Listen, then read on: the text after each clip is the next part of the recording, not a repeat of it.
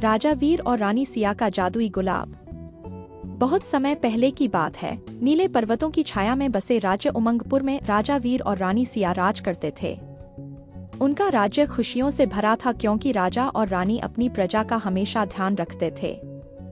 राजा वीर बहादुर और न्यायप्रिय थे। रानी सिया बहुत ही सुंदर और दयालु थीं। उन्हें पौधों और फूलों से बेहद प्यार था और उनका बगीचा अद्वितीय और विस्मयकारी था। बगीचे में तरह तरह के फूल खिलते थे, लेकिन सबसे खास था एक जादुई गुलाब जिसे अमर प्रेम कहा जाता था। एक दिन उमंगपुर में एक दुर्भाग्यपूर्ण घटना घटी। एक अनजान बीमारी ने राज्य को अपनी चपेट में ले लिया। बीमारी इतनी तेजी से फैली कि राजा और रानी को भी इसका कोई उपाय नहीं सूझा। राजा वीर और रानी सिया बहुत चिंतित हो गए। रानी सिया ने सुझाव दिया कि वे अमर प्रेम गुलाब की मदद लेंगे।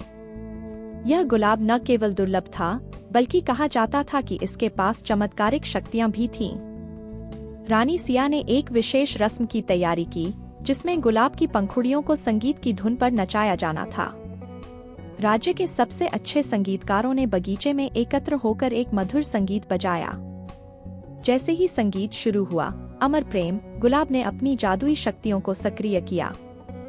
गुलाब की पंखुड़ियां हवा में उड़ने लगीं और जहां जहां ये पंखुड़ियां गिरी, वहां बीमार लोग ठीक होने लगे। धीरे धीरे पूरा राज्य फिर से खुशियों और स्वास्थ्य से भर गया। राजा और रानी की जनता में उनकी प्रतिष्ठा और भी बढ़ गई। राजा वीर और रानी सिया ने फिर से अपने बगीचे की ओर देखा और उस जादुई गुलाब के लिए आभारी थे जिसने उनके राज्य को बचाया।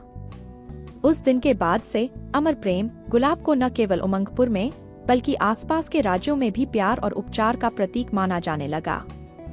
राजा वीर और रानी सिया की कहानी यह सिखाती है कि प्रेम और देखभाल की शक्ति से कोई भी मुश्किल परिस्थिति पार की जा सकती है।